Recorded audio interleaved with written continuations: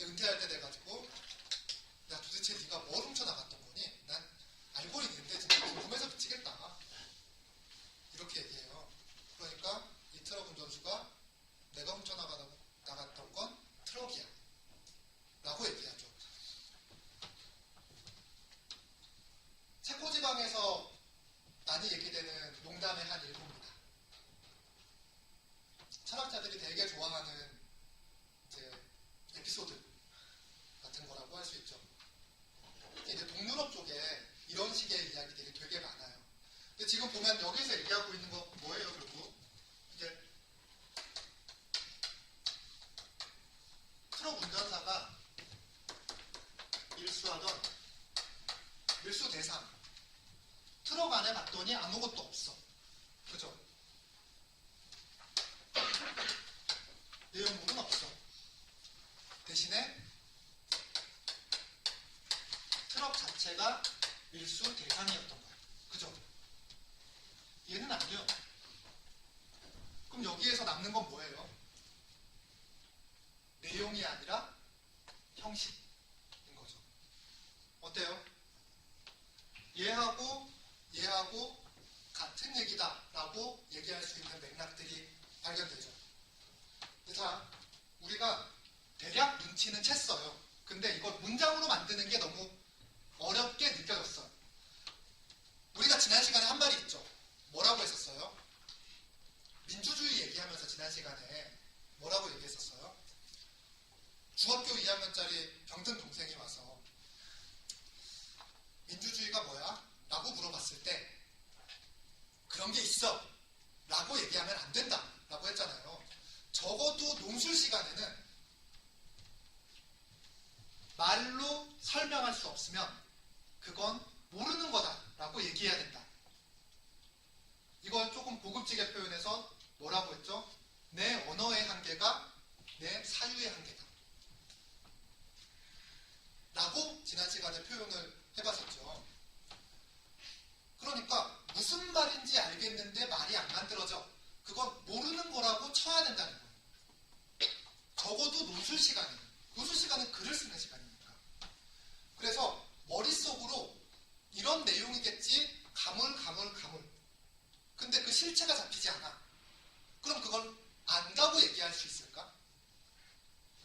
적어도 논술 시간에는 그래서는 안 된다는 거예요.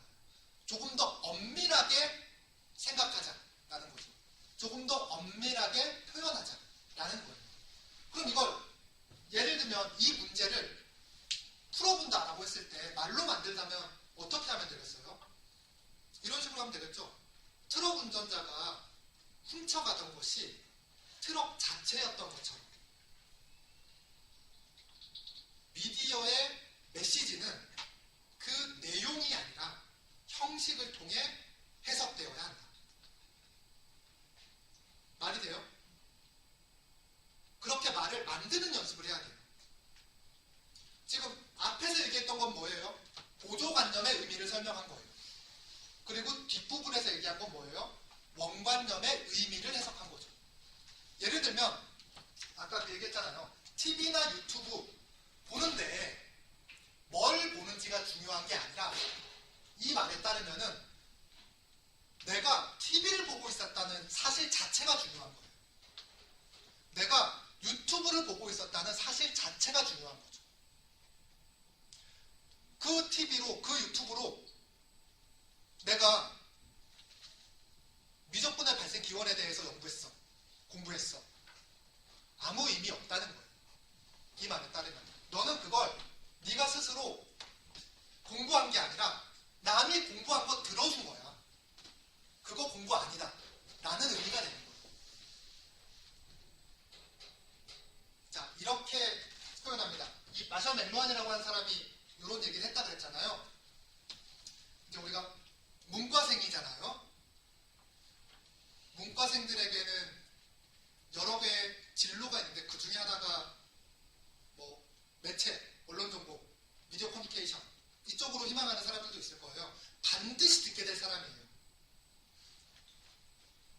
마셔 맥루한. 이 얘기는 1학년 기초 수업에 나올 겁니다. 이 사람이 미디어에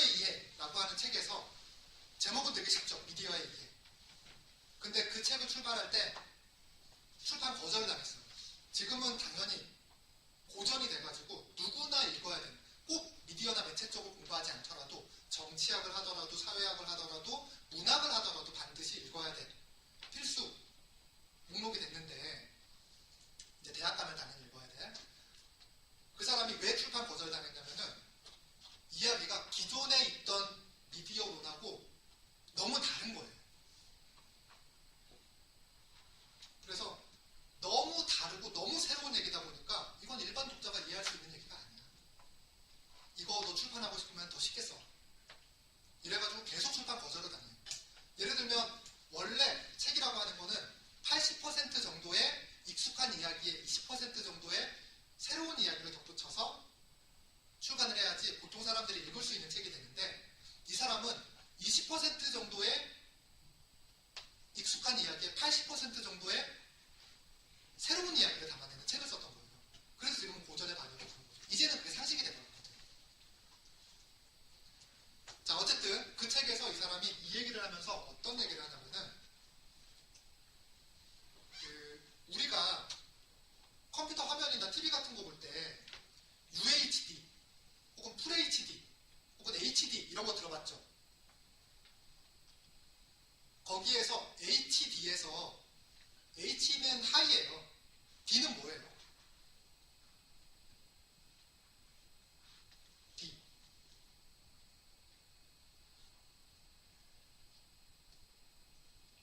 아무도 모른다고? 한 명? 알고 있겠죠. 얘기를 안 해주는 거겠죠. 그렇게 읽겠습니다. 자, HD에서 D는 데피니션이에요. 데피니션은 영어 단어로 뭐예요? 정의, 규정 이런 뜻이죠. 근데 우리가 단어를 하나의 뜻만 가지고 이해하진 않잖아요. 사전 찾아보면은 여러 개의 뜻이 있습니다. 그 중에 정세도라고 하는 뜻이 있어요. 이게 뭐냐면은 컴퓨터로 치면 픽셀 같은 거예요. 우리가 픽셀이 적으면은 화면이 듬성듬성 보이잖아요. 그래서 되게 흐릿하게 보여요. 픽셀 수가 많으면은 화면이 꽉 차 있으니까 좀 더 명확하게 대상을 알아볼 수 있죠. 그걸 정세도라고 해요. 그러니까 그 빛을 쏘는 입자의 밀집도를 데피니션이라고 해요. 무슨 말이냐면은 데피니션이 많을수록 데피니션이 높을수록 당연히 대상은 정확하게 식별되겠죠. 그러니까 정확하게 규정되고 정의되는 거예요. 데피니션이 높을수록. 그래서 데피니션이라는 영어 단어에는 정의, 규정이라는 뜻만 있을 뿐만 아니라 정세도, 요즘 다른 식으로 표현하면 화질이라고 하는 뜻도 같이 있는 거예요. 근데 화질이 낮다고 생각해봐요. 그러면 저 화면에 나오는 대상이 뭔지를 잘 모르니까 우리가 저거 뭐지? 라고 생각하면서 뭘 해야 돼요? 상상력을 발휘해야 돼요. 그죠? 화면이 엄청 화질이 좋아요. 그럼 어떻게 해야 돼? 그냥 너무 명확하게 그 대상이 보이니까 보고만 있으면 돼요. 그죠? 그러니까 그 화면을 보고 있는 나의 지적 능력이 활용되는 정도가 달라져요. 데피니션이 낮을수록 나의 지적 능력은 더 많이 필요해요. 상대가 무엇인지를 해석하기 위해서. 그죠? 근데 화질이 너무 높으면 생각할 게 없어요. 그냥 있는 그대로 받아들이면 돼요. 보자마자 이해되니까. 그죠? 왜 책을 읽으라라고 얘기하냐면은 TV를 보든 유튜브를 보든 요즘에는 HD, 하이 데피니션 이거 넘어선 지 오래됐잖아요. FHD, UHD, QHD 요즘에 퀀텀까지 갔어요. 양자까지. QHD의 앞에 Q는 퀀텀이에요. 엄청 높아졌죠? 이제는 그것도 안 써요. 데피니션이라는 말 자체가 소용이 없어졌어. 이제는 어느 정도까지 화질이 높일 수 있냐. 인간이 인지할 수 없을 정도로 화질이 높아지죠. 그래서 지금은 4K, 6K, 8K까지 나오죠. 화소수가.